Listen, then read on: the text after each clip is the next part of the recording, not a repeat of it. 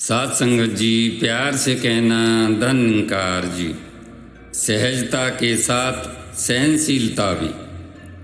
सहज भाव में रहते हुए बातों को सहन कर लेना बहुत बड़ी साधना है। सभी धर्मों में बताया गया है कि सहनशीलता हमारे व्यक्तित्व को निखारती है।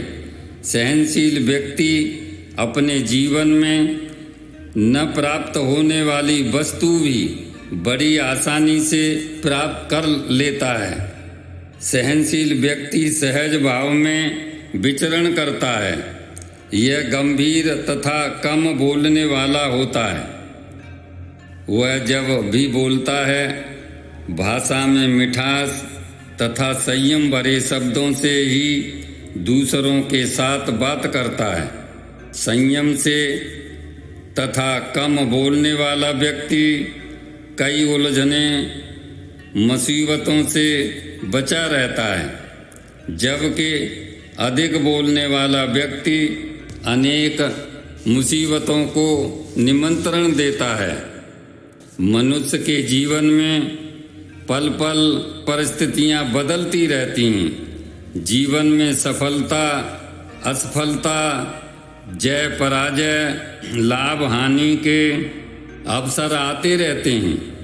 कई बार ऐसा भी होता है कि दूसरा व्यक्ति अपमानजनक शब्दों का भी प्रयोग कर बैठता है।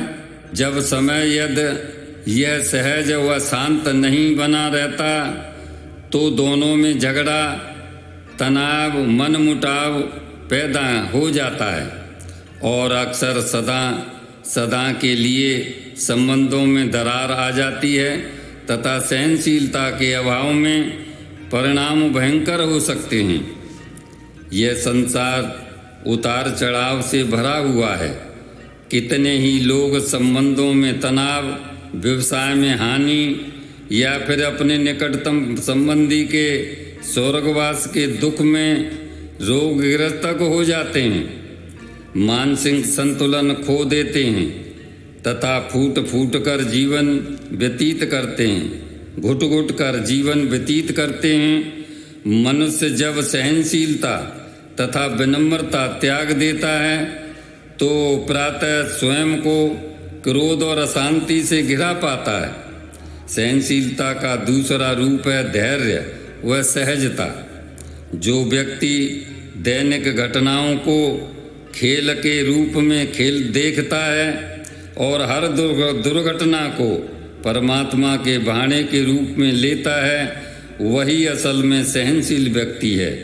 संपूर्ण अवतार वाणी में लिखा है, सबर शांति से समदृष्टि, संत जनादा गहना ये, संत जना का बड्डा जेवर भाड़े अंदर रहना ये।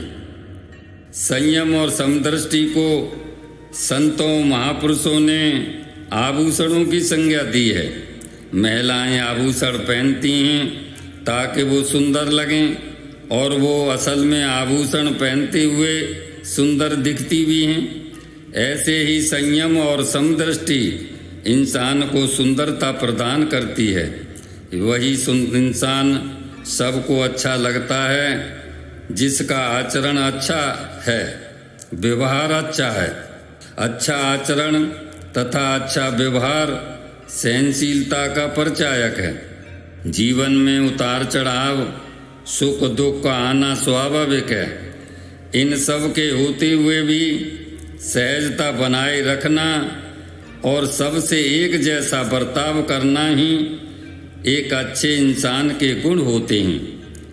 ऐसे मानव के लिए ही शायर ने कहा है, मिलो तो ऐसे मिलो कि लोग करें आरजू, जियो तो ऐसे जियो कि जमाना मिसाल दे।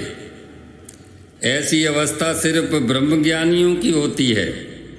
वो जब किसी से मिलते हैं तो मुख पर मुस्कान, वाणी में मधुरता और हृदय में दूसरे के हित के भाव ही रखते हैं।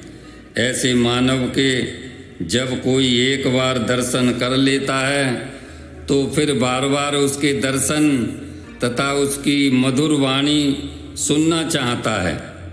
जब वह शरीर रूप में इस संसार में नहीं रहता तो भी उसकी मिसालें दी जाती हैं, इसके उदाहरण दिए जाते हैं और उसके द्वारा कहे हुए वचनों शिक्षाओं के रूप में लोगों को मार्गदर्शन मिलता है।